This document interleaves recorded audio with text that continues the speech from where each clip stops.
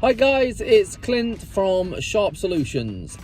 Today what we had on, it's afternoon now, it is literally 2:30, and believe it or not, I've had one 4-seater sofa. Started at bang on 10 o'clock and I got finished for 2 o'clock. Okay, so you might think, wow, it's not a lot really, is it? You know, for a day's work, a 4-seater sofa, but it was a fine fabric. It was a cotton sofa with metal studs, as you'll see in the video that comes on, and it really was slow going. The customer had a go at cleaning something off the arm. It had a few stains, organic stains. It was food, beverages, that kind of thing. And they'd had a go at cleaning something off the arm, and they used an off-the-shelf product, and it did bleach the cotton, the fabric. Thing is with cotton and linen is sometimes if it's not just like neat bleach and they've gone and brought something off the shelf that's got obviously bleachers in, they'll use it, and obviously, you know, within the next kind of 10-20 minutes it starts to discolor. When it dries, it looks slightly yellow. And this sofa was a cream sofa, so when you re-wet that sofa, we went very low moisture on it, but it didn't matter, because if you'd have gone HWE with it, which I never do when it comes to cotton, as soon as you wet that fabric, it will then highlight any damage that the customer, or, you know, basically anybody has done to the upholstery. And that's exactly what happened with this one. But I had the experience and knowledge to see this beforehand and explain to the customer, and the customer turned around and said, yeah, absolutely, my wife had a go at cleaning it with something that she'd brought from the supermarket, and it didn't remove the stain, but what it did was it went yellow. And I explained to him that obviously it's not a caustic bleach, but it is still an oxidizing bleach, and what's happened is it's been left there to work and it's bleached it. So before I started, I managed the customer's expectations. I always go over whatever it is I'm cleaning with a fine tooth comb. If it's upholstery, carpets, hard floors, if I'm fitting and there's a problem with the subfloors, if it needs screeding, plyboarding, managing the customer's expectations is priority. And I know I've been over this in previous videos, but it really is. If you don't want to fall on your arse kind of thing, you know, explaining everything, and don't be too scared to run your tests and what have you, you know, literally get everything boxed off so that the customer is well aware of what's going on. But this gent, he was quite surprised actually. He said, wow, you know, how did you know that? By looking at it, because, you know, you can't really see it. And I knew that someone had a go at it. I basically used a pH between 7 and 8 on this cotton. I didn't use Haitian cotton fine fabric. It was what was it I used? It was One Earth. It was One Earth spiked with a little bit of 3% hydrogen peroxide, and that was just for a couple of areas. There was a tag, the manufacturing tag, that had grey dye in. And what had happened is, I think someone's had a go at cleaning this whole sofa at some point, because the dye from the tag had transferred to the cotton. Now obviously cotton's a natural fibre, so it took on the dye and dyed it. Now I managed to get it to a very good acceptable level by lightening that area with 3% hydrogen peroxide. 3% hydrogen peroxide is food grade, okay, and you can actually swill your mouth out with it. It's absolutely harmless.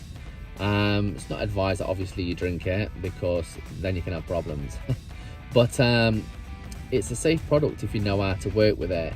And using 3% is a very slow process. And what I was doing was applying it and then having a hairdryer. It was in front of patio doors and the sun was beaming through.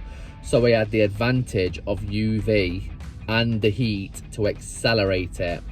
So I kept applying it with a cotton bud, and it started lightening. It started pulling it out into the actual cotton buds. So I got great success and the customer was just over the moon. A little thing like that, yes, it did. It took me a good while longer, probably I'm going to say an hour in total to remove that. But I've just probably made a customer for life for doing that, you know. And I didn't charge any more for it. I'd already charged a good amount of money for the sofa in the first place, because when the pictures were sent over, I thought it was actually linen cotton, but it turned out to be mostly cotton, apart from a little bit of linen, but a very tiny amount. I'm not actually going on what the labeling said here. It was just visual and after testing. So yeah, there was very, very happy. And these are the kind of cleans that really do give you that experience. There's certain parts obviously that I couldn't record, but you'll get the gist from looking at, you know, the overall. Again, we did it with the handheld orbital, One Earth, which is knocking around like a 7 to 8 pH depending on how you mix it, and like I say, that was spiked with 3% hydrogen peroxide. So watch the video, guys, and I hope you like it. If you've got any questions, always feel free to either drop them in the comments box, or you can message me as well, and I will try and get round to it as soon as I can. But for now, take care, guys, and I hope you enjoy.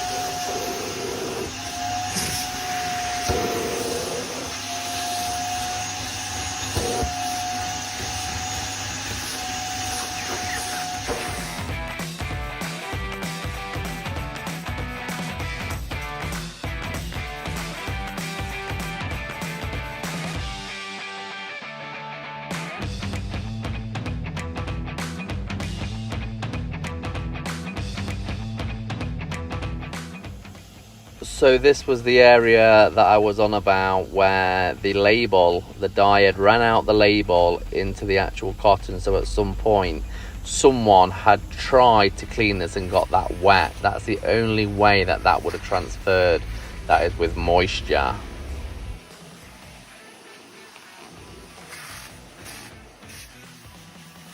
So this is really aimed at anyone kind of getting into the industry that isn't at the moment full of knowledge.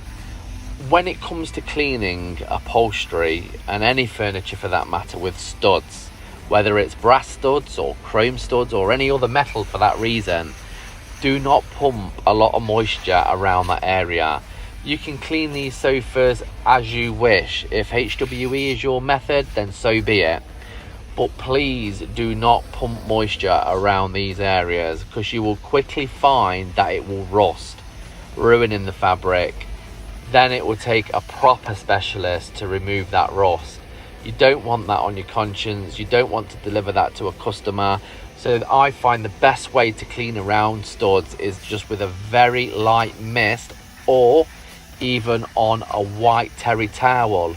Remember that the vacuuming is going to lift most of the dry soiling, and then your solution, your chemistry, is going to work and remove anything else that needs removing. Water and moisture is not going to do the trick.